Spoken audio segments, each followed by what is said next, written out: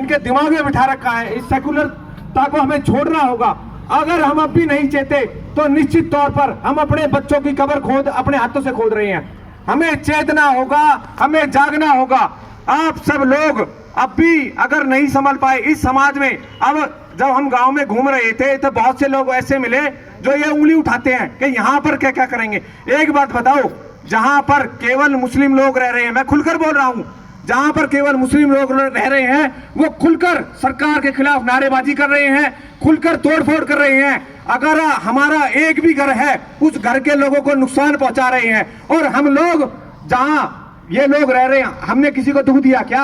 हमने केवल इतना जताया कि हम सरकार का समर्थन करते हैं और प्रत्येक गांव में ये समर्थन होना चाहिए। मैं निवेदन करता हूं सोशल मीडिया के माध्यम से, हमारा प्रत्येक गांव पूरे देश के अंदर प्रत्येक गांव ये समर्थन करे, सरकार पर दबाव बनाए, इन कांग्रेसी सरकारों पर दबाव बनाए कि जो एनआरसी देश में लागू हुआ है इसे कि जो भी इनकी राज्य की सरकारें हैं वो लागू करें।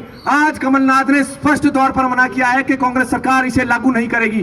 तो ये बताओ ये किसके लिए खतरे की घंटी है? ये आपके और हमारे लोगों के लिए खतरे की घंटी है। और मैं इस भारत सरकार से एक और मांग करता हूं कि पूरे विश्व में इन्होंने तो क्या किया है, केवल पाकिस्तान, अफगानिस्तान और बांग्लादेश के अंदर जो हिंदू है उनको शरण दी जाए। मैं तो ये मांग करता हूं कि हिंदू विश्व में कहीं भी जन्म ले वो पूरी तरीके से वो भारत की नागरिकता ऑटोमेटिकली उसे मिलनी चाहिए, क्योंकि पूरे विश्व में इस समय केवल एक देश उनके लिए बचा है, केवल एक देश, वो भारत। अरे आखिर अगर ये भी नहीं बचा तो कहां मरोगे? हिंद महासागर में डूबोगे क्या? तो कम से कम इसे बचाने के लिए तो जागो। और अब भी अगर आपकी आंखें नहीं खुलती है तो निश्चित तौर पर वो अपने मंसूबों में लगे हुए हैं, आप सोते रह जाओगे। हम कुछ लोग हम सब मिलकर कुछ भी नहीं कर पाएंगे। सबको जागना होगा, सबको इस कार्य में लगना होगा। मैं आप सबसे निवेदन करता हूं कि ज्यादा से ज्यादा लोगों को जगाने का प्रयास करें। भाई साहब, ये नहीं कि मेरा कुछ नहीं हो रहा, एक दिन जब विपत्ति आएगी तो वो किसी को नहीं छोड़ेंगे। वो चाहे जो घरों में बैठा है उसको भी नहीं छोड़ेंगे, जो रास्तों पे संघर्ष कर रहा है उसको भी नहीं छोड़ेंगे। तो मैं सबसे पहले आप सबका धन्यवाद करता हूं और एक बार फिर से कहता हूं कि आप सब लोग अपने आप को जगाने का सबसे पहले प्रयास करें, उसके बाद लोगों को जगाने का प्रयास करें। इस बात को समझाएं भारत सरकार जो एनआरसी लागू किया है कि इस वैसे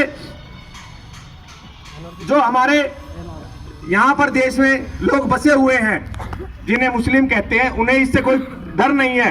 वो बहका माहौल जो इन लोगों ने बनाया हुआ है कि भाई इन लोगों को बाहर करेंगे, इन लोगों को कोई बाहर करने वाला नहीं है। वो ना डरें कि भाई ये भ्रम फैलाया जा रहा है, राजनीतिक पार्टियों द्वारा वोट बैंक की राजनीति हो रही है। और कुछ लोग ये उड़दंग मचाना चाहते हैं, ये टेस्ट करना चाहते हैं कि इन हिंदुओं को ये जागेंगे नहीं। और निश्चित तौर पर ज्यादातर देश में देखा जा रहा है कि हिंदू अभी सोया हुआ है। ये खूब आतंक मचा रहे हैं, खूब प्रॉपर्टी को नुकसान पहुंचा रहे हैं, खूब मतलब उड़दंग मचा रहे हैं, लेकिन हमारे लोग सोए हुए हैं। तो मैं आप सबसे निवेदन करता हूं कि अपने आप को जगाओ, इस राष्ट्र को बचाने का संकल्प लो। आप ही बचा सकते हो, युवा ही बचा सकता है।